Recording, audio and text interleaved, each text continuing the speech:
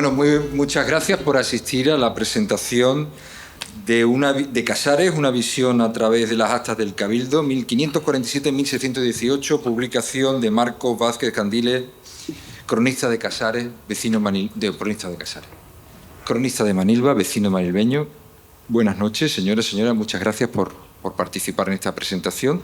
Para empezar a ambientarnos, vamos a llamar al escenario a María Luisa Vázquez, que nos va a llevar a la época en la que se enmarca este libro, que es la época del siglo XVI y XVII del antiguo condado de Manilva, cuando Manilva, condado de Casares. Estoy confundiendo Manilva y Casares y el subconsciente me está traicionando porque viniendo para acá decía, me acordaba de las palabras de mi amigo Benito, cronista de Casares, esta vez sí acertado, que siempre nos decía que el condado de Casares representa el pasado común que tuvieron Casares y Manilva y que nos explica el presente que compartimos y que seguramente nos adelantará también el futuro que estamos construyendo, cada uno desde su pueblo en la misma comarca. Bueno, para ambientarnos a esa época, vamos a llamar al escenario, como decía, a María Luisa Vázquez, que es la hermana de Marco, que nos va a leer la leyenda de Manilva, del autor manilveño Jacinto de Espinel y Adorno, también autor de los siglos XVI y XVII. Esa leyenda corresponde a esta misma época. Así que, por favor, recibamos con un fuerte aplauso a María Luisa Vázquez.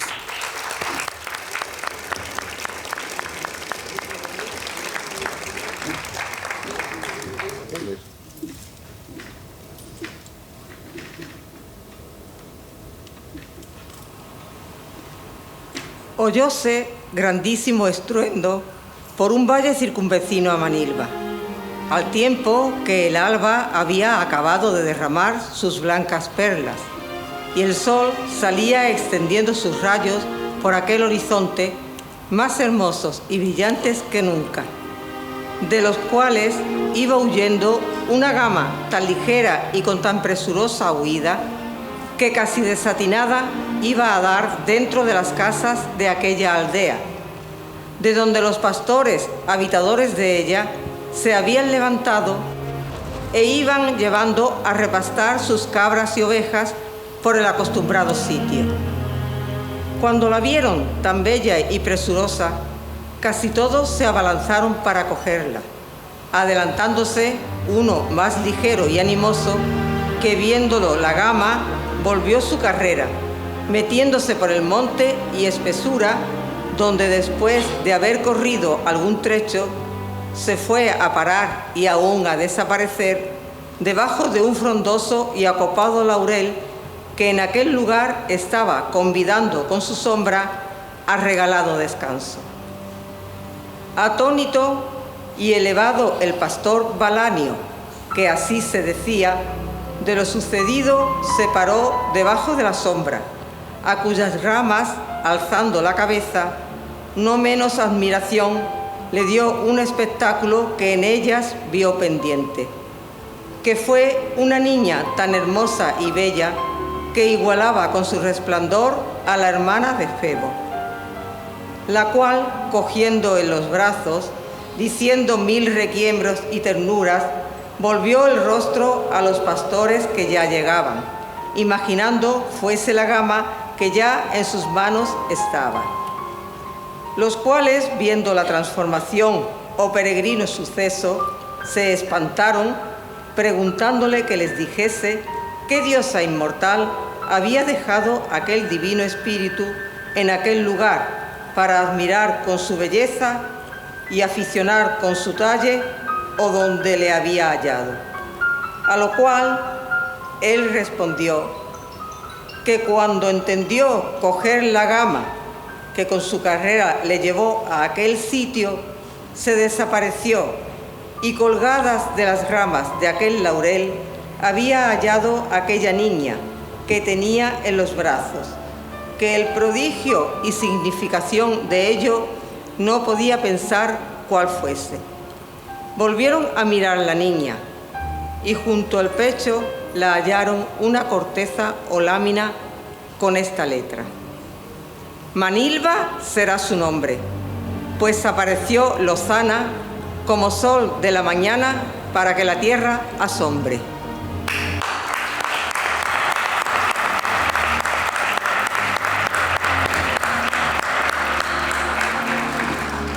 La leyenda de Manilva del autor Jacinto de Espinel Adorno, leída por María Luisa Vázquez. Ahora les voy a pedir que reciban con un fuerte aplauso a la profesora de la Escuela de Música de Manilva, Rocío García Cabeza, que va a amenizar, va a tocar la pieza andaluza del autor Granados para amenizar una serie de fotografías que vamos a ver aquí, de imágenes de Casares y Manilva. Por favor, un fuerte aplauso para Rocío.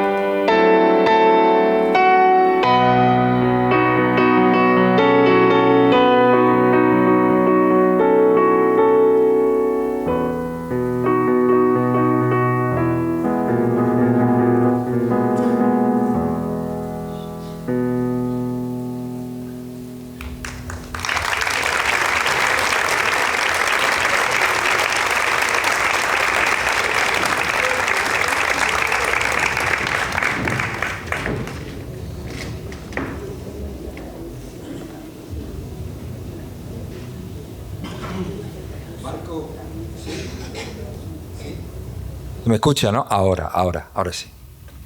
Marcos Vázquez Candiles, natural de Manilva, diplomado universitario en educación primaria en la especialidad de Ciencias Humanas. Ha cursado también estudios de Historia en la Universidad de Málaga. Desde el 88 es cronista oficial de la Villa de Manilva, desde 1988. Su inquietud de investigadora le ha permitido escribir numerosos artículos relacionados con Manilva y su comarca sobre historias, leyendas, cocina tradicional y otras temáticas parecidas. Además del estudio de las actas del Cabildo y los libros de cuentas de los siglos XVI y XVII del Archivo Municipal de Casares, ha realizado también la transcripción y vaciado de los protocolos notariales de Casares y Manilva entre el 1650 y 1804, además de localizar y transcribir otra documentación relacionada con estas dos localidades en otros archivos nacionales. Benito Trujillano Mena es inspector de Sanidad, es doctorado en Historia y Economía Agraria de Andalucía y es cronista de Casares desde hace menos que Marcos de Manilva, pero desde hace mucho tiempo, casi tanto como Marcos aquí en Manilva, es el responsable de casi todas las actuaciones, por no decir todas las actuaciones que hemos impulsado en Casares en relación con el patrimonio. Cuando hablamos del patrimonio, hablamos de una palabra que abarca muchas áreas. Hoy nos vamos a centrar en una de esas áreas del patrimonio cultural, en este caso. Nos vamos a centrar en la presentación de un libro que es el resultado de una investigación del cronista de Manilva, de nuestro amigo Marco, sobre el patrimonio documental de Casares. Cuando hablamos de Casares, cuando vamos a hablar de Casares aquí en esta mesa, creo, no sé ya si me van a corregir los compañeros, hablamos del condado de Casares. Tenemos que hacer el esfuerzo que cuando hablamos del condado de Casares, hablamos de un área, de un término municipal, por así decirlo, que comprendía diferentes pueblos. Y en este caso, en el caso que nos ocupa aquí, era un condado donde nos encontrábamos los vecinos de Casares y los de Manilva. De hecho, entonces compartían un territorio administrativo y político y también cultural, territorio que seguimos compartiendo de alguna u otra manera hoy en día. Por eso aunque el libro se titule Casares, realmente estamos hablando del condado de Casares, esa época, ese pasado compartido entre muchas localidades, especialmente las localidades y los vecinos de Casares y de Manilva. Bueno, como les decía, esto es resultado del trabajo de Marco y del impulso de Benito en nuestro patrimonio documental. Voy a introducir brevemente, pero no cansaros porque lo importante viene después, que es la presentación que ellos van a hacer en forma de diálogo, de coloquio, de lo que hay aquí dentro en esta fabulosa publicación. Les decía que el patrimonio documental, cuando hablamos de patrimonio documental, hablamos de los manuscritos y de los documentos que están en las bibliotecas o en los archivos. La importancia del patrimonio documental reside en su función como memoria colectiva de una comunidad, de nuestra comunidad en este caso. El patrimonio documental es el legado del pasado a la comunidad presente, pero también a la comunidad futura, a la que está por venir. Es el patrimonio documental donde ha buceado y donde ha investigado Marco, es el registro de la evolución del pensamiento, de los descubrimientos, de los logros colectivos de esta comunidad, de esta sociedad. Sin ese patrimonio sería imposible analizar el pasado ni tampoco comprendernos como presente, ni mucho menos imaginarnos como futuro. Gracias al patrimonio documental, y esto es muy importante, es algo que yo he aprendido gracias a trabajos como este. Gracias al patrimonio documental podemos entender, y lo que es más importante, dialogar, hablar con nuestro pasado, preguntarle a nuestro pasado sobre temas tan importantes y tan básicos como quiénes somos, de dónde venimos, etc. Sin embargo, y esto es importante, y es muy importante, no he saludado antes, hemos ido al grano, y no he saludado antes a las autoridades. Me van a disculpar que no haya salido a saludar a las autoridades presentes, que siempre hay que saludarlas por lo que representan nuestras autoridades. En este caso, he saludado solamente a Mario, actual alcalde de Manilva. Disculparme las demás autoridades por no haberlas saludado inicialmente. Pero soy muy nuevo en esto de las presentaciones, me van a disculpar. Bueno, le decía que es importante que esté el alcalde de Manilva porque para que este patrimonio documental llegue a nosotros es necesario el trabajo y el esfuerzo de muchas personas y de muchas instituciones. En primer lugar, nuestras principales instituciones democráticas, que son nuestros ayuntamientos. Para que esto llegue al día de hoy, hace falta que se preserve, que el patrimonio documental, que esos documentos se preserven, se guarden adecuadamente. Hace falta que se conserven, que se protejan y que se aseguren su mantenimiento. Y por último, que es lo que estamos haciendo hoy aquí, hay que divulgarlos, hay que darlos a conocer, hay que ponerlos en valor, hay que subrayar la importancia de lo que contienen nuestros archivos y documentos, de nuestro patrimonio documental. Para presentar este libro, para que este libro llegue a ser una realidad, ha sido necesario cumplir con todos esos deberes y obligaciones y ha sido necesario el ayuntamiento. ¿Saben ustedes que ayuntamiento significaba el ajuntamiento, que no sexual, que no digo que no sea importante, pero en este caso el ayuntamiento de las personas de bien que trabajan por el mejor presente y el futuro, ¿no? Como decía, para que esto sea realidad, primero el Ayuntamiento de Casares tuvo que garantizar y preservar la protección de esas actas, de esos antiguos ayuntamientos que llamamos hoy en día los cabildos. Los antiguos cabildos del Condado de Casares, los antiguos gobiernos municipales del Condado de Casares, se registraban en unas actas, como hoy en día hacen los ayuntamientos cuando el secretario registra en acta los plenos. Bueno, pues para que esos documentos hayan llegado a nuestros días, hace falta que en este caso el Ayuntamiento de Casares, que quien mantiene esos archivos, los haya preservado y protegido. Gobiernos locales de hace 500 años. Es difícil ponerse en esa época. Estamos hablando de una realidad de hace 500 años. Por supuesto, hace falta el trabajo, como siempre, desinteresado y entusiasta, en este caso, el cronista de Manilva, Marcos Vázquez, que ha estudiado y analizado los libros de las actas municipales de Casares entre los años de 1549 y 1618. Se ha enfrentado Marco al arduo trabajo de reconstruir la vida de los vecinos y vecinas de la villa de hace 500 años, de ese antiguo condado de Casares, y de la vida diaria y de algunos de los problemas diarios de esos vecinos. Por supuesto, ha sido necesario también el apoyo, el impulso y el empuje de alguien importante como es el cronista de Casares para este libro, Benito Trujillano, que ha impulsado y liderado el proyecto de convertir el trabajo de este hombre, de Marco, del cronista de Manilva, en el libro que hoy presentamos.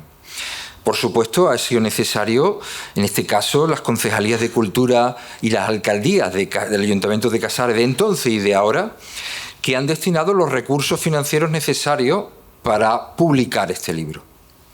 Y por último, el trabajo de Javier Martos, que ha sido el editor, y de la editorial La Serranía, que ha sido quien ha publicado este libro.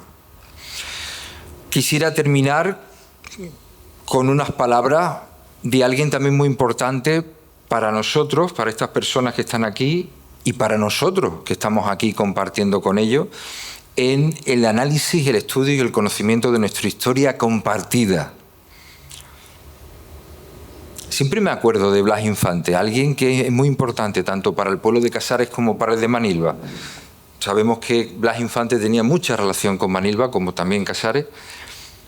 Blas Infante estaría orgulloso de esta reunión que estamos aquí.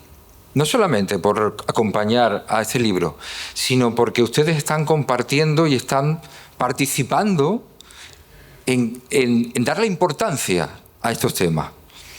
Si estuviera aquí Blas Infante diría que nuestro pasado nos dice que somos mucho más... Estamos mucho más cerca de lo que creemos. Nuestra vida diaria nos hace estar unos en Casares, otros en Manilva. Y Blas Infante sabía, ya lo sabía, y los cronistas de Casares y Manilva lo saben, que estamos mucho más cerca de lo que creemos. Y que compartimos no solamente pasado, sino también presente.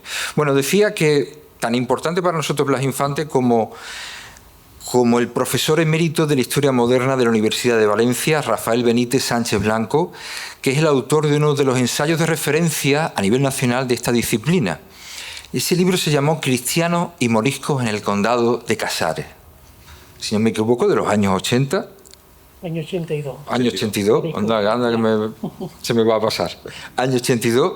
Ese libro fue muy importante para descubrir la historia común de Manilva Casares en ese condado de Casares. Bueno, pues el profesor prologa este libro, lo hace con un prólogo exquisito, precioso, y hay una cosa que me ha encantado, a ver si lo puedo compartir con vosotros. Dice el profesor: lo que más me ha llamado la atención de la lectura de este libro es la forma en que los casareños se enfrentaban a sus problemas. De la aridez de las discusiones del cabildo se deduce una voluntad colectiva de sobrevivir, de hacer todo lo que estaba en su mano para resolver sus problemas, para buscar mejoras en una vida nada fácil, en una época muy dura.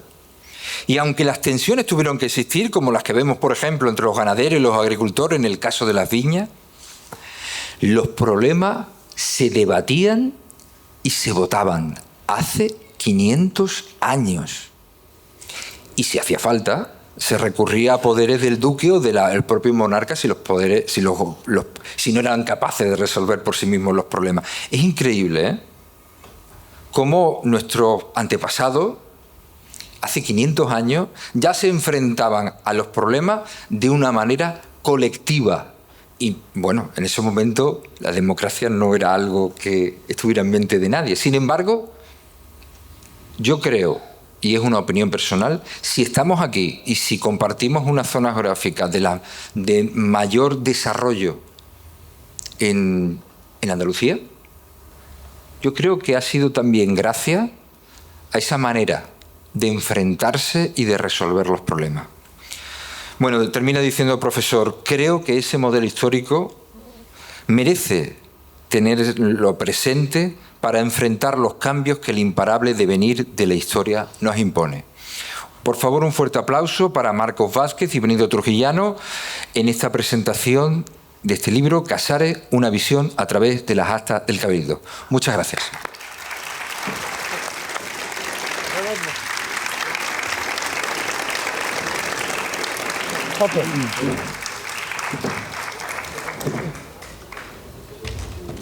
Bueno, pues voy a decir algo más con respecto a lo que ha dicho Paco, porque creo que es muy interesante.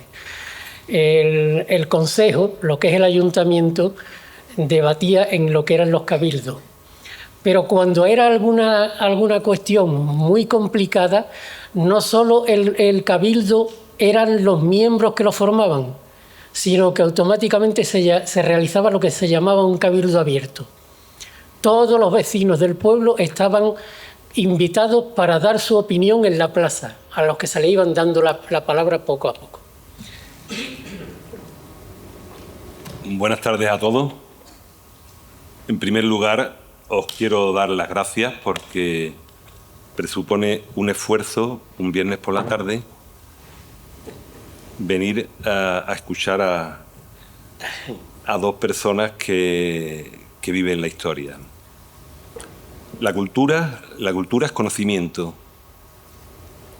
y valores e identidad.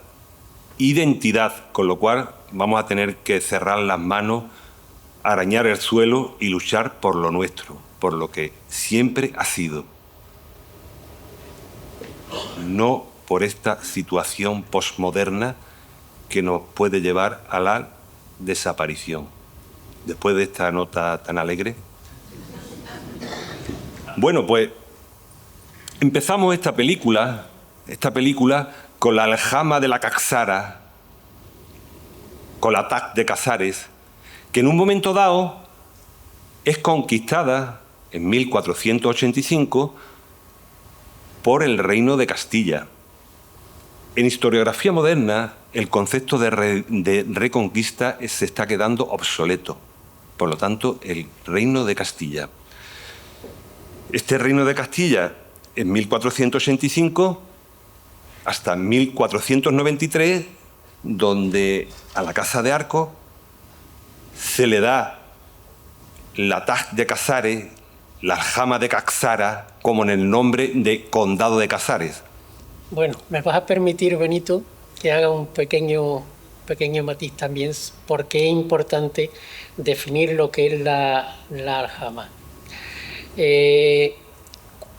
Casares, lo que luego será el condado, como dice Benito, al principio hay un hecho muy importante que se da en la comarca, que es la caída de Ronda. La caída de Ronda provoca o tiene como consecuencia que el resto de pequeñas poblaciones que formaban parte de la serranía fuesen cayendo poco a poco. De tal manera que hay el que será luego alcaide de Casares, Sancho de Sarabia, es enviado por el duque de Cádiz en ese momento, propuesto por el rey para que vaya haciéndose presente en esos pueblos. Y llega a Casares. Casares, igual que el resto de los pueblos, se entregan sin poner ninguna resistencia. Y entonces las capitulaciones que realizan, al no haber opuesto ninguna resistencia, le conceden a esos musulmanes que permanecieron aquí todo lo que las mismas formas de vida que tenían, tanto religiosa, económica y jurídica, en fin, tenían hasta su propio escribano, todo lo mantuvieron.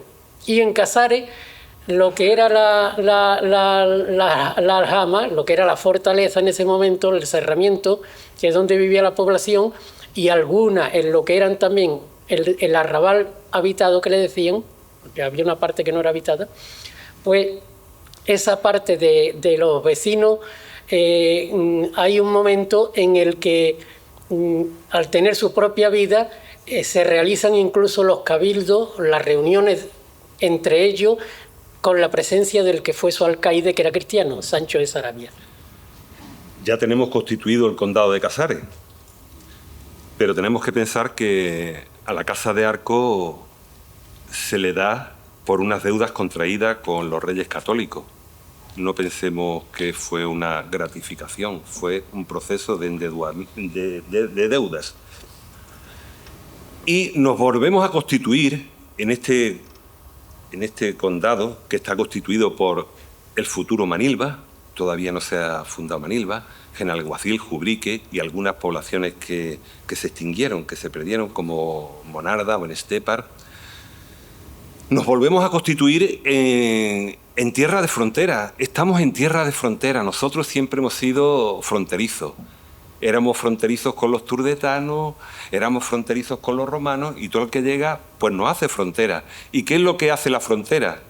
La frontera da unos condicionantes de hombres libres, que eso lo hace totalmente diferente a los siervos de la greva. Por eso en nuestras tierras abundan los librepensadores. Y al ser tierra de frontera, es una tierra que la zona sur del condado, que viene a ser la zona de Manilva, se constituye en una zona de alto riesgo. Por eso se ven abocados a los temas de alerta, alardes, que nos ha quedado esa bonita palabra alardear, rebato, y le di un arrebato, en espera de esas racias de berberiscos y turcos. Bien. El tema de constituirse esta zona, lo que hoy es Manilva, lo que era la costa del condado, en frontera marítima, provoca que continuamente haya incursiones y se tenga o no se tenga más remedio que intentar fortalecer esa zona.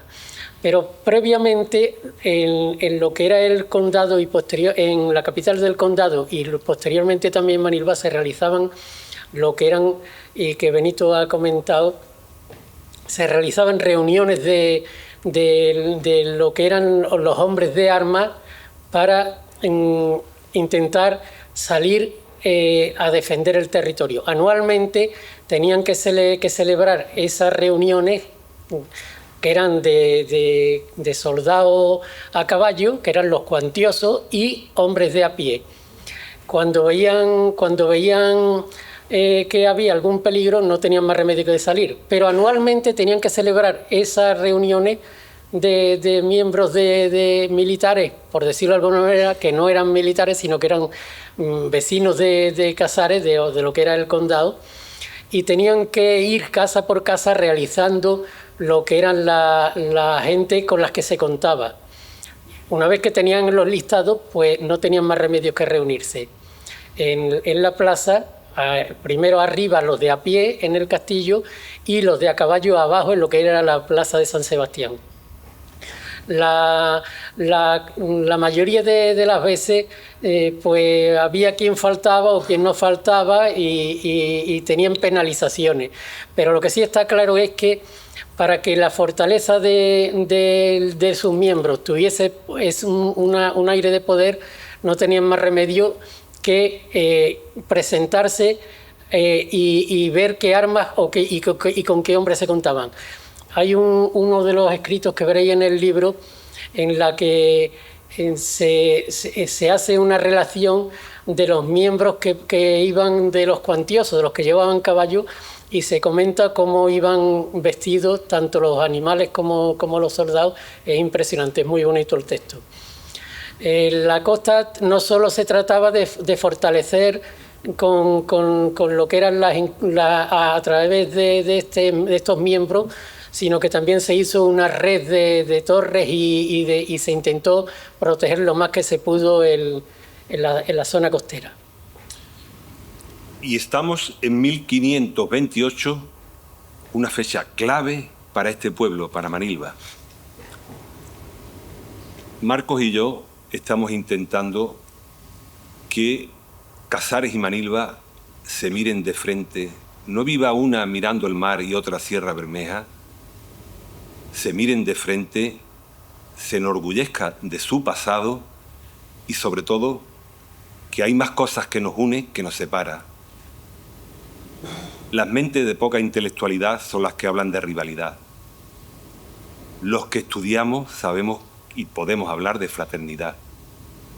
En 1528 se crea Manilva. Bueno, hay una cuestión que también es interesante y está relacionado, claro, también con lo que decía Benito de los Alardes y con lo que es la defensa del condado. Pero hay una cosa curiosísima, que es el origen de Manilva, que en realidad no aparece como tal en esa fecha, sino que se intenta que se cree una población en la costa a raíz de lo que es la construcción de la Torre de la Sal, de la Torre del Salto de la Mora. Se quería darle o realizar una repoblación de la costa a través de lo que era la torre y una población que iba a ser el futuro Manilva. Dicen que tenía que surgir en el entorno de la torre. Yo he descubierto que en realidad la población tenía que estar, el camino real tenía que quedar en medio entre la torre y la población que se constituyese. En ese momento parece ser que los intereses del duque estaban por encima de todo y lo que pretendió fue, más que nada, el ingenio de azúcar que tenía, darle vida a través de esa población y no tanto como la creación de Manilva. Pero vamos, forma parte también de su origen el hecho de que la caña de azúcar estuviese en muy poco tiempo en el ingenio, pero que estuviese la caña. Lo que sí es cierto es que hay un documento en el que se dice, que está en Simancas, en el que se dice que constituir lo que era Manilva, lo que era la población, había sido un acto fallido y en 1567. No es verdad. Y os voy a decir por qué. Manilva, aunque la orden real fue de 1528 y no se constituye como pueblo, sí que se tuvo que crear un cortijo. Un cortijo que es por lo que en toda la documentación se le llama luego cortijo de Manilva. En realidad no era un cortijo porque un cortijo está asociado a un solo propietario, mientras que Manilva era una cortijada o una aldea, era de varios propietarios los que se les había dado tierras para ello.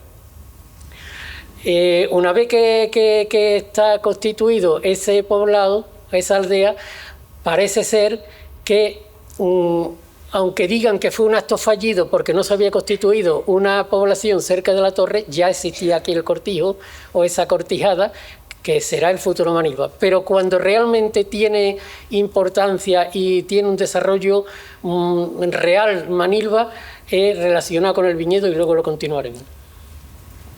Manilva y la viña. La aparición de la producción de uvas y de vino es como el aparato circulatorio de un ser vivo. Manilva y la uva. Ese ADN de Manilva que se representa por la viña. Esa viña que tiene un origen, que ahora Marco nos explicará.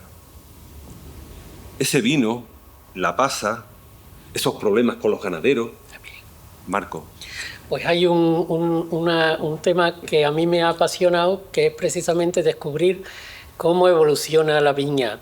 La viña al principio se pone o se plantan de viña el entorno de Casares, lo que era la zona de la Albarrada. El mismo topónimo Albarrada está relacionado con la plantación de viña, que es la piedra con la que se generan unos muros a los que se le llaman Albarrada. Pues resulta que en las mismas ordenanzas, para tú ser vecino de Casares, tenías que poner al menos 1.600 cepas de viña. ¿Qué pasa? Que hay un momento en el que los vecinos de Casares de ese momento pues deciden solicitar al duque poner más viñedos. ¿Más viñedos por dónde? El Consejo propone al duque, pues mira, las tierras de las que disponemos son estas. Y automáticamente dice el duque, pues adelante, que se le concedan tierras a estos vecinos para viña. Bueno, pues se comienzan a repartir el viñedo, ¿por dónde? Pues por los madroñal, el madroñal. El madroñal que no son los madroñales de aquí nuestros, sino el madroñal justo es la zona alta, lo que es ahora Baeza, lo que era la zona de junto a la Hedionda. A partir de ahí se comienzan a dar tierras para viña y posteriormente pasan a lo que es el Charcón hasta llegar a la Alquería de Lobo. Ya eso es Manilva. Y posteriormente también en la zona de Cortesín, todas las zonas del río hacia allá y las zonas de aquí hasta llegar a lo que era la loma que le decían Lomas de Manilva. A partir de ese momento el viñedo se empieza a difundir de una manera tremenda y los vinos de Casares y que eran muy endebles porque las tierras no lo permitían, pues automáticamente las tierras albarizas que son las buenas para el viñedo nuestro fueron las que se pusieron de viña. ¿Qué pasa? Que el vino de Manilva era el vino de un lado del río y de otro, era mucho mejor y lo que hacían con ese vino es que los vendían a los armadores, se vendía en la costa. Era un problema para Casares porque el vino que había en Casares siempre era inferior. En Manilva teníamos un personaje que es casareño, lógicamente, porque hay que decir también que cuando se llama a los vecinos de aquí son moradores de Manilva, pero vecinos de Casares, éramos vecinos. Bueno, pues resulta que uno de los mejores productores de vino era Juan Magro. Juan Magro tenía tierra y se le dieron tierra en Manilva y a que no sabéis, no os podéis imaginar por dónde. Pues mira, desde lo que es el arroyo de la Juba, el arroyo de la Peñuela, hasta llegar justamente hasta lo que es el camino de la mar, lo que es el camino del Peñoncillo actual. Ahí estaban las tierras de Juan Magro y estaba considerado el mejor productor de vino y daba los mejores vinos de Manilva. Manilva y Casares, lógicamente. Efectivamente, qué degeneración de la toponimia. Cortijo, Juan Magro, su Juan Magro. Cortijo, Pedro Jiménez. Arroyo Juan Gallego. Para nosotros, esas urbanizaciones que andan por ahí, Doña Julia es una testaferro de un banco que llega hace 40 años y en nuestra historia no es nada. Y menos su corredor, que en Casares, como afinan tanto, le pusieron 3 pesetas porque pagaba 3 pesetas por metro cuadrado. Y de aquí no fue un paraíso, porque el origen de este libro, Marco me llama un día y me dice: Benito, he encontrado en plena crisis del coronavirus, he encontrado un tema de peste en el condado, la peste bubónica. Asoló el condado en 2 fechas muy determinadas, en 1581, 1601. Solamente el dato epidemiológico de que la peste se contagia a través de las pulgas que transportan las ratas, Yersinia pestis, y el condado sufre 2 brotes con muerte aproximada del 40 al 50% de la población. Sí, el tema de la peste me llamó mucho la atención. Yo pensaba escribir un artículo con el tema de la pandemia y al final, como recordaba la palabra peste en una de las actas de Casares, pues empecé a indagar y cuando me vine a dar cuenta, pues me di cuenta que fueron 2 momentos muy críticos para lo que fue el condado, incluido Manilva. En 1581 al 83 se dio la peste, una de las pestes aquí en Casares, y lo primero, al principio no le prestaron mucha atención, pero hubo un momento en el que entraba la peste en Casares, que entraba, y no tuvieron más remedio que recurrir a un médico, porque hasta ese momento habían tenido un barbero que era el que hacía las curas. Y claro, un barbero, el cabildo, pues tuvo que decir, no, hay que buscar a una persona de ciencia, alguien que venga y que cure esta enfermedad. Automáticamente pues mandan a un mensajero, a uno de los regidores, para que busque por la comarca, y aquí no quería venir ni Dios para curar la peste. Hasta que llegan a lo que es Puerto Real y se encuentran con un personaje que es Pedro de Merlo, que viene, que era así, teóricamente era un médico de estudio, no sabemos hasta qué punto de qué estudio, pero viene aquí y viene a curar a Casares. Durante ese momento, pues la peste, una de las cosas que imponía el cabildo, el ayuntamiento en reunión, lo que es el pleno, pues el cabildo es el pleno, el consejo es el ayuntamiento. Pues cuando se reúnen, pues deciden que lo más importante es aislar. ¿Cómo se hace? Pues encerrando la villa, el pueblo, a la entrada de gente que pueda venir contagiada. Había que poner guardas en las entradas de la villa y ver quiénes eran los que venían y si venían con algún tipo de problema y demás. Se hacía un listado de las poblaciones en que sí que estaban contagiadas y automáticamente cuando alguien venía, por ejemplo, de Jimena, si en Jimena estaba, pues automáticamente le diría quieto, parado. Ustedes no podéis pasar. En la del 1581-83 hay menos documentación, pero con la información que se nos da, nos identifica perfectamente que fue, como decía Benito, la peste bubónica, porque habla ya del Andres. En uno de las actas se habla del Andres, es decir, ya la enfermedad nos está diciendo qué tipo de enfermedad era. En la siguiente enfermedad, que fue muy potente, fue la de 1601, también a 1603, que fue la misma peste, se suponía que podía ser lo que le llamaban la peste atlántica, o bien podía haber sido también una prolongación de la peste del 81. La cuestión es que la peste atlántica fue muy importante a nivel nacional y que entró por donde normalmente no era el sitio acostumbrado a entrar ese tipo de enfermedades, que era por el Mediterráneo, sino que entró por la zona del norte, justamente por el puerto de Santander. Ahí, al parecer, pues unos barcos, entre ellos llegó uno que le decían el Rodamundo, que venía ya a traer lana, a traer lana y llevar lana elaborada y llevarse de aquí lana de la península de Burgos, la zona de Burgos.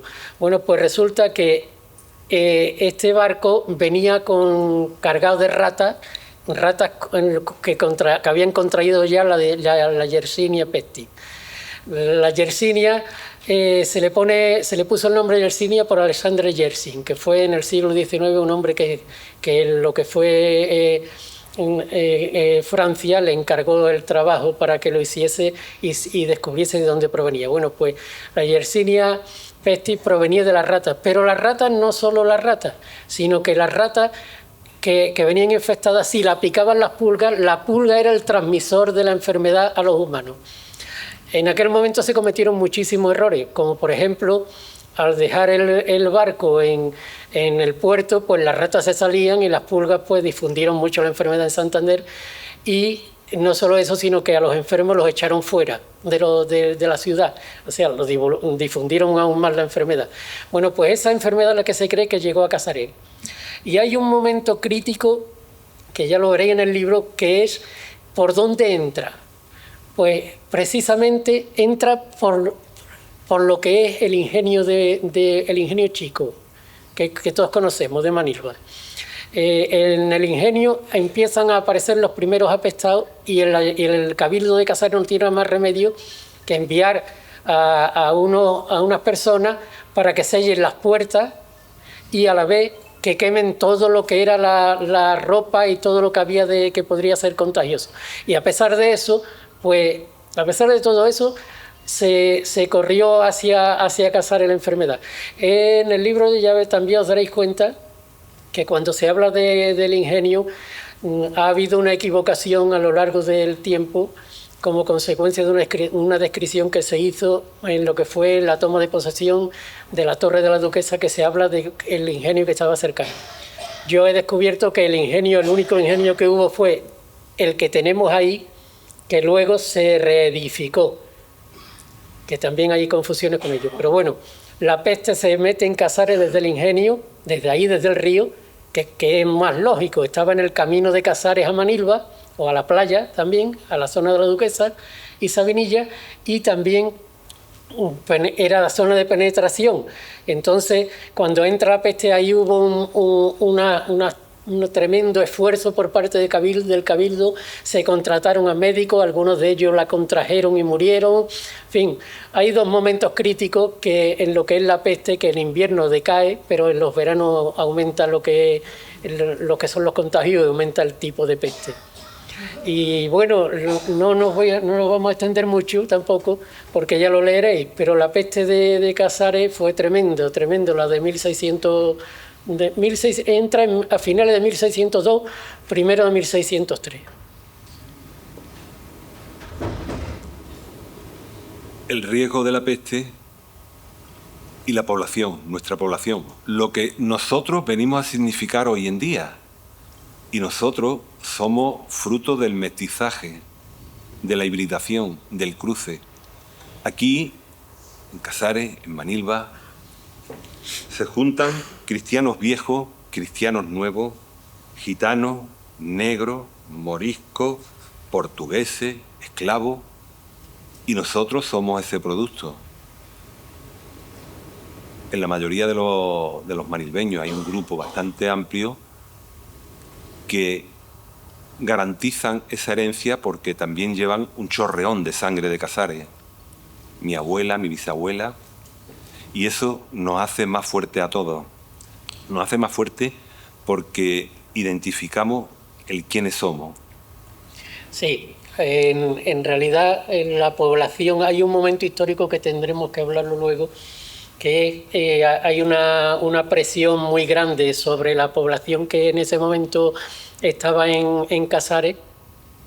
Casares solamente estaba como decía, el alcaide, que era el que llevaba lo que hoy es un alcalde, pero algo más porque tenía funciones militares. El alcaide, un escribano y la gente que tenía el alcaide, que eran un poco algunos miembros de soldados, algunos soldados. El resto de población era toda lo que llamaban mudéjares. En la población mudéjar hay en la serranía una revuelta que afecta a Casares también. Y hay un momento en el que, por esa revuelta, la población mudéjar abandona Casares y es ocupada ya por los cristianos. Lo que es como decía, la población de cristianos, cuando los cristianos ocupan, exigen prácticamente a esos mudéjares que para poder continuar no tienen más remedio que hacerse cristianos. Esa población mudéjar en Casares, por lo general, pues exceptuando los que se fueron a Allende, los que huyeron, la población que se mantuvo aquí porque no tenía más remedio, porque los que se fueron los que económicamente pudieron y los que se quedaron fueron los que no tenían más remedio porque su vida estaba aquí. Pues tuvieron que convertirse en cristianos y al convertirse en cristianos se transforman en lo que se suele llamar cristianos nuevos o moriscos. En cuanto a lo que es, como decía, la población también hay un momento en el que esa misma población que estamos comentando de Benito, que comenta de que hay muchos tipos, por ejemplo, el tema de los gitanos. El tema de los gitanos se dio bastante en la zona del condado hasta que Felipe II pues impone lo que es las restricciones que impuso a los gitanos porque tenían que adaptarse a las costumbres cristianas y no se acostumbraban ni queriendo. O también ha hablado Benito de lo que son los portugueses, que sí que nos ha afectado en muchísimo. En Manilva hay una población curiosísima, también en Casares, pero en Manilva mucho más. Y he comprobado que hubo muchísimo portugués que vino a vivir aquí a la zona de lo que era el Cortijo. Y ya estamos entrando en una nueva población y un desarrollo urbanístico de Manilva. ¿Cómo comienza esa evolución historiográfica del suelo urbano en Manilva? Pues bien, hay es que lo he comentado antes, hay un momento histórico que lo tengo muy claro, que es cuando se comienzan a dar suelos para viñas. ¿Por qué? Porque conforme se ponen las viñas, se van poniendo las viñas en lo que es el entorno de la loma de Manilva, que ya estaba el Cortijo, empiezan a venir los hacendados de viña, que le llamaban. Los hacendados de viña eran vecinos de Casares a los que se les había dado mucha tierra para viñedo en esta zona. Automáticamente Manilva empieza a crecer, lo que era el Cortijo empieza a desarrollarse con esos hacendados de viña. ¿Por qué? Pues porque las necesidades que tenía la viña obligaba a que hubiera una población trabajándola en ella. No iban a venir diariamente de Casares para trabajar en la viña con los requerimientos que tenía la viña. Hay un libro, un tratado de un personaje para mí interesantísimo, que es Gabriel Alonso de Herrera, que escribe un tratado sobre la agricultura general y se concentra mucho también en la parte de lo que es la viña. La viña del 1513 que escribe el libro en adelante, la de 1548-49, cuando se empiezan a poner las viñas de la expansión de la viña de Casares hasta llegar a Manilva, el mismo sistema, he comprobado que es el mismo sistema. La descripción que te dice es que la viña tiene que tener, la cepa baja tiene que estar abierta en cuatro brazos o 5 como mucho para que estén equilibradas las cepas. Algo curiosísimo, porque mirando las técnicas son las mismas y el lenguaje incluso que emplean, los nombres, son los mismos que empleamos hoy día aquí. Bueno, pues Manilva empieza su desarrollo urbano precisamente no solo por el Cortijo, sino por la viña. ¿Por qué? Porque en el camino del mar, lo que llama la calle Mar, he comprobado que la calle Mar es también de lo primero, separada del Cortijo de alguna manera. ¿Cómo? Porque había tabernas, había mesón o mesones, estaba el Ventorrillo en el camino del mar, es decir, y hubo algunos que tuvieron casas también dispersas, que luego conectarían con lo que fue el Cortijo inicial. El Cortijo es muy curioso y he comprobado que el Cortijo, cuando aparece como cerrado, como un cortijo con una cerca. Las casas incluso servían de fachada como muros para cerrar lo que era la población, y en el centro que por desgracia lo hemos perdido, incluso recientemente, yo no os lo tengo que decir porque es así, estaba lo que era la Torrecilla en el centro del Cortijo. La Torrecilla es lo que se le llamaba la Plaza de la Ocasión, que ahí prácticamente es donde estaba el centro del Cortijo. Luego se va ampliando y empieza a avanzar por lo que es la calle Iglesia, pero sin conectar todavía con la calle Mar. Ese momento de viñedo es el de la expansión y el nacimiento del Real de Manilva. Bueno, pues más o menos os hemos dado una visión, pero para finalizar queremos hablar del concepto de la Iglesia en Manilva, cómo se crea, cómo se desarrolla y sobre todo de un personaje manilveño. Los pueblos, incluido el mío, a veces somos ingratos y olvidamos a nuestra gente. Y esa ingratitud nos hace un callejero de nombre de gente totalmente extraña a nuestros oídos. Y ajena. Hay un manilveño que se llama Don Jacinto de Espinel y Adorno, sobrino de Vicente Espinel, un personaje en nuestra historia, en vuestra historia. Claro. En vuestra historia. No, en la nuestra. ¿Y por qué este personaje va a pasar el olvido? Marco y yo hacemos una propuesta de un reconocimiento a don Jacinto de Espinel y Adorno, sacerdote, que escribe en 1620 una novela pastoril. Señores, los que estudiamos, los que somos hijos del BUP, ¿por qué no nos dijeron que había un manilveño que había escrito una novela pastoril? Y que nace Benito casi con toda seguridad. Yo he calculado los años, digo, por muy que lo cogiera, con mucha o poca edad, tuvo que nacer sobre casi los orígenes de Manilva, cuando era una aldea en ese momento. Yo he calculado que es posible que naciesen sobre 1565 en adelante, pero por esa fecha más o menos. Efectivamente, hace un tiempo... Sí. Recuerda que te comenté, porque hay gente que se gasta el dinero jugando al golf, otro fumando porro y otro haciendo lo que le da la gana. A mí me parece estupendo. Yo me dedico a comprar documentos de Casares. Y compré el libro de 1894, Pastores de Sierra Bermeja. Pastores de Sierra Bermeja se publica en Sevilla. Fueron 175 ejemplares.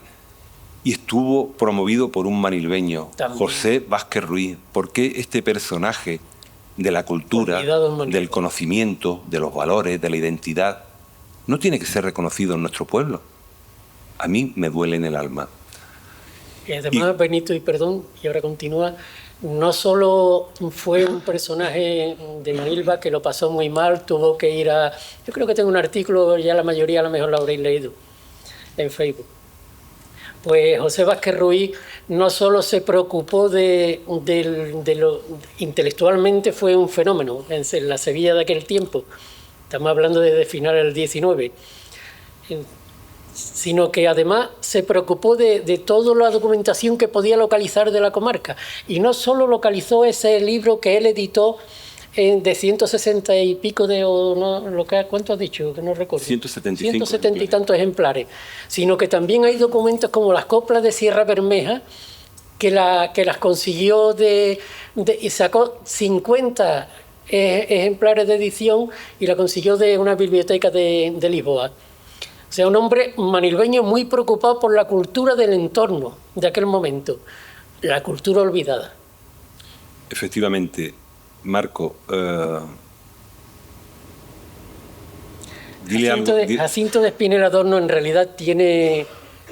Yo hice la propuesta porque me lo aconsejaron, un amigo me aconsejó, y lo que la rotonda de Manilva se llama Glorieta de Jacinto de Espinel Adorno, en homenaje. Pero sí es verdad que tendría que tener mucho más interés su figura en Manilva, lo mismo que don José Vázquez Ruiz.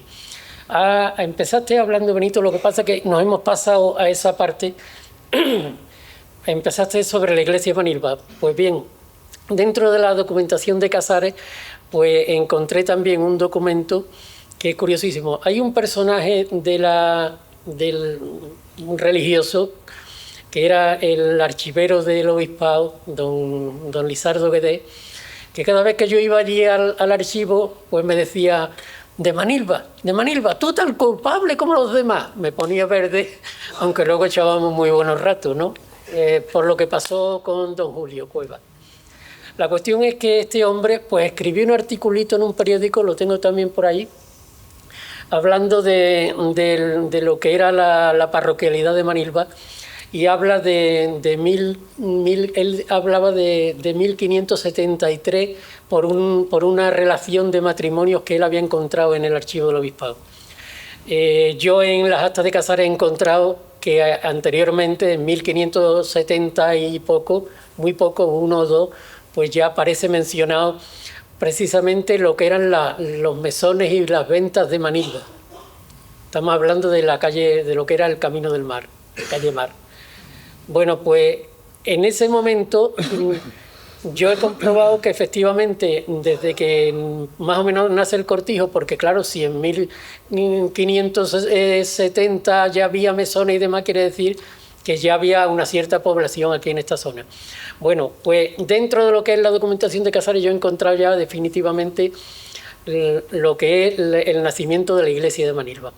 La imagen que proyectamos, la última imagen que se proyectó, era aquella primitiva iglesia que se había ido modificando a lo largo de los años y se le habían ido adosando naves. Aquello era una iglesia barroca muy pequeñita y demás, pero le dio carácter a lo que iba a ser ya Manilva.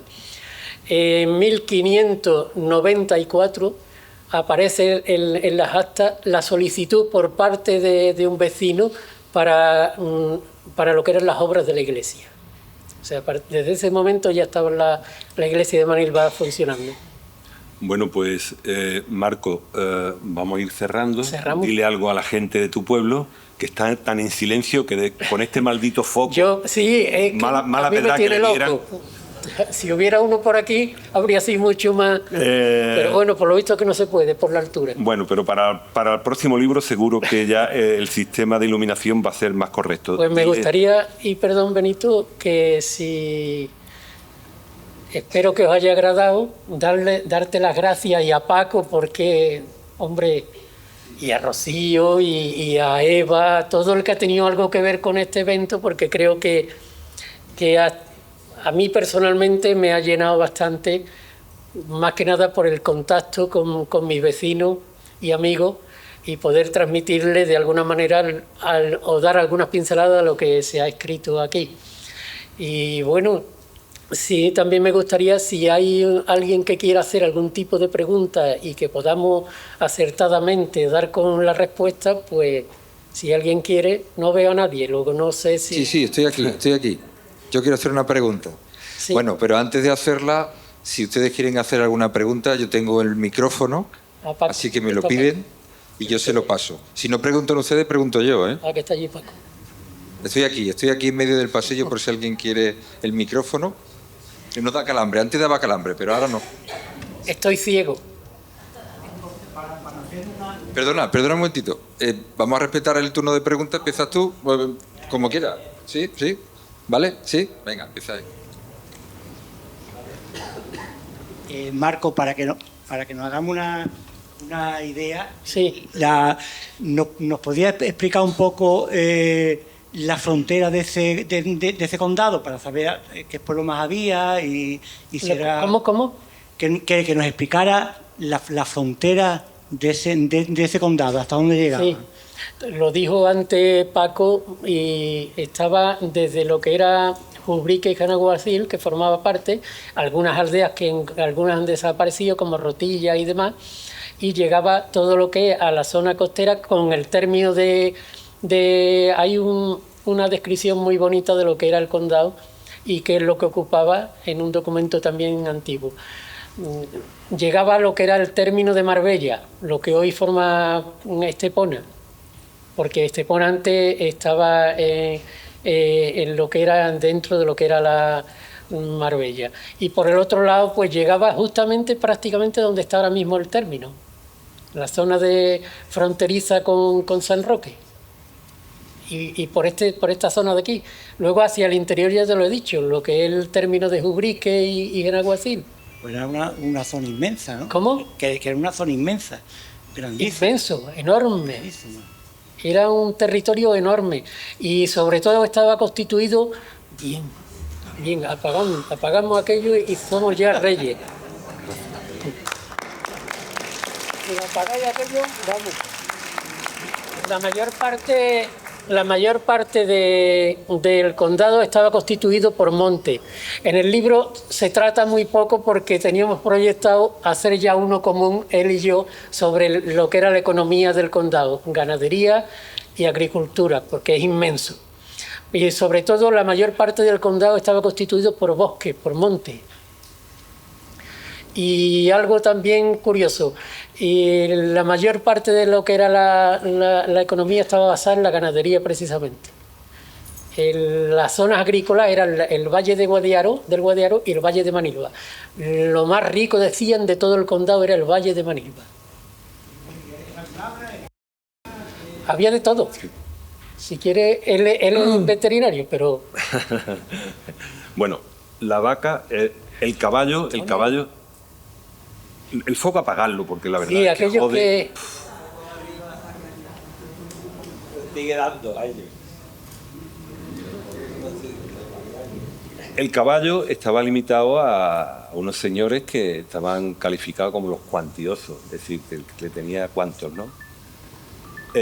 La vaca estaba delimitada como animal de trabajo.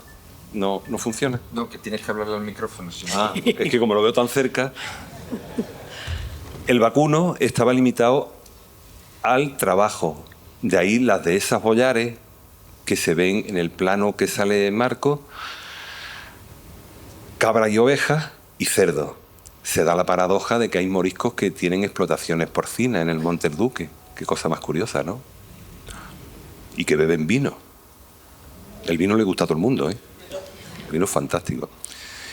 Y claro, date cuenta, por ejemplo, la modalidad castellana, que se habla de la vaca castellana, de las gallinas castellanas. Es decir, el repoblador trajo una mejora genética de los diferentes mundos, el mundo animal. Pero desde luego es más o menos lo que te he comentado, el caballo. Hay también una parte importante de lo que es la ganadería, que son los bueyes de arada.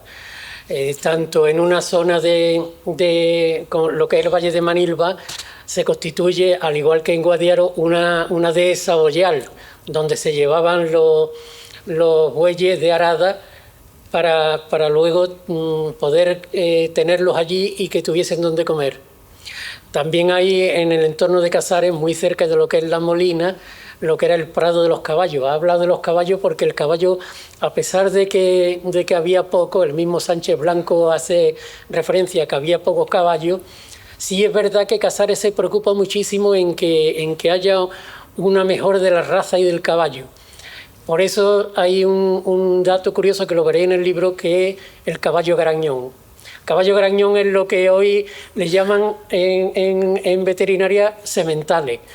El caballo garañón en Casares anualmente tenían que buscar el mejor caballo y si no lo había, buscarlo fuera, y si no, pues hasta incluso al miembro, aunque los miembros de Cabildo no estaban obligados, al contrario, estaban protegidos de que sus caballos no lo usasen, hasta alguna vez que otra tuvieron que coger un caballo garañón de algún miembro del Cabildo.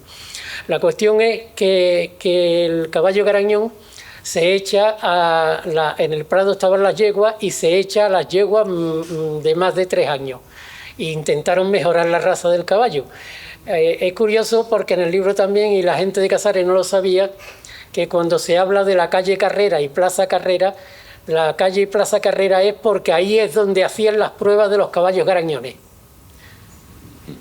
Hacían correr hacia adelante, hacia atrás, los giraban, eran el movimiento que tenían que hacer los caballos en ese espacio de Casares, donde se procuraba encontrar el mejor caballo que fuese el mejor garañón.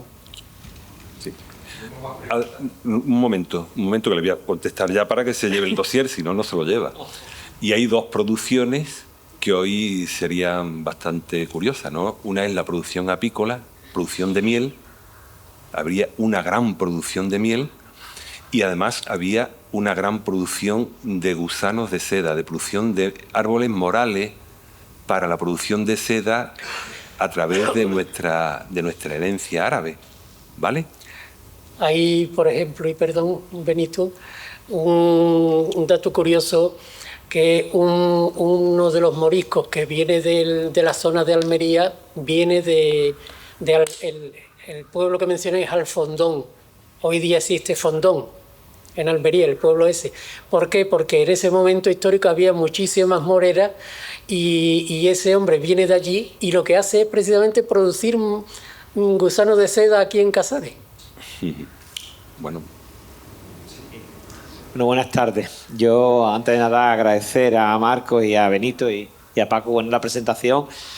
Y me quedo con las palabras de Paco, que esto no tiene precio, ¿no? Tener escrito lo que significó ese condado, y con las palabras de Benito de que nos une más que nos separa. Por supuesto, yo estoy en esa línea de llegar siempre a entendimiento, porque creo que esta parte de la Costa del Sol tenemos que entendernos.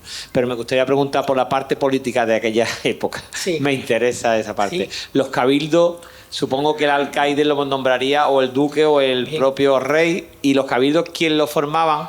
Bien. Que era el pleno, habéis dicho. ¿Y cuándo se le daba algo al pueblo, que también lo habéis dicho en alguna ocasión? Bien, vamos a ver. Por ejemplo, hay una primera etapa que es después de la conquista, cuando el alcaide Sancho de Sarabia se establece en la fortaleza y demás, que dependen de lo que es la corona. Pero en ese momento lo que es la población, ya te digo, es mudéjar toda. Posteriormente con el duque, y lo que era el cabildo eran cabildos entre ellos. Se celebraban los cabildos de los mudéjares en la puerta de la mezquita de Casares. En la fortaleza estaba la mezquita, y en la puerta de la mezquita es donde se celebraban los cabildos, al que asistía el alcaide, y además hay documento que dice, y nombra una relación de hasta 70 con apellido y sus nombres, y nombres y apellidos musulmanes, de los que asistían a estos cabildos, y dice el documento, y los demás moros viejos y mozos. Se reunían ellos, y estaba el escribano de Arábigo también, o sea, el que era el secretario. El secretario...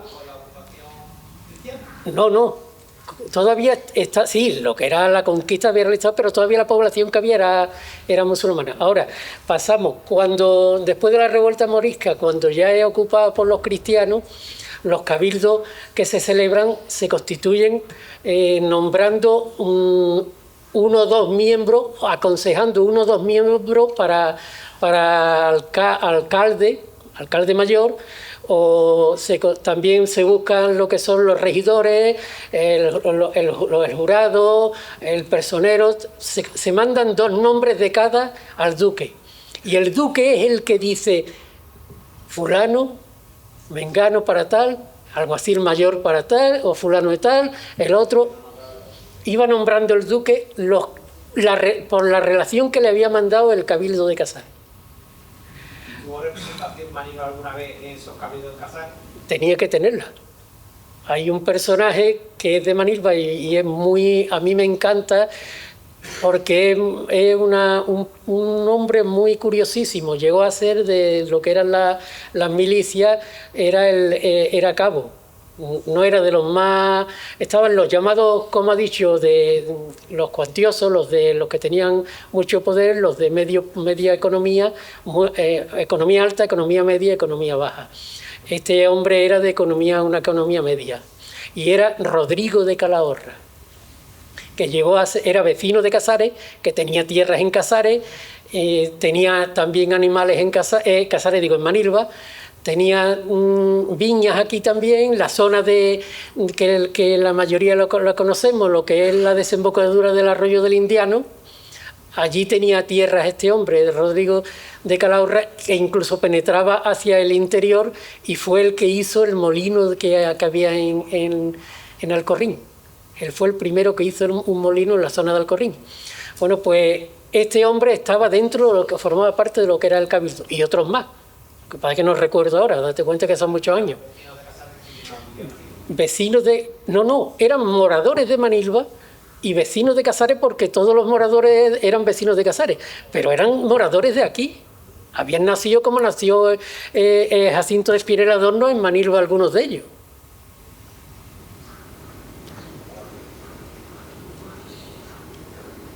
Venga, la última pregunta y nos vamos, seguro. Paco, tú querías hacer también una, no sé por dónde vienes, pero... Bueno, Yo Paco. te pregunto. Paco tiene su peligro. Sí, yo sé por dónde viene. Venga, Paco, dispara. Pero seguro que las preguntas de aquí de los compañeros seguro que van a ser más interesantes. Habéis hablado de historia a grandes rasgos. Sí. Economía, historia, política. Pero de la vida de las personas, ¿te has encontrado, por ejemplo, cuando has hablado de la peste, me he acordado, seguramente ustedes también se acordarán, si han visto la película o han leído el libro del médico, que está relacionada con la peste? Cuando has hablado de la peste me ha recordado eso. ¿Te has encontrado alguna historia que, por ejemplo, podía llevarse al cine, una gran historia de una persona o de un momento o de algo? En las actas hay montones de cosas curiosísimas. ¿Una que te acuerdas? Lo que pasa es que ahora mismo me has dejado en blanco, pero hay curiosidades muchísimas. Por ejemplo, Casares participa, por orden del duque, en lo que fue la canonización de Santa Teresa de Jesús, la que será Santa Teresa de Jesús.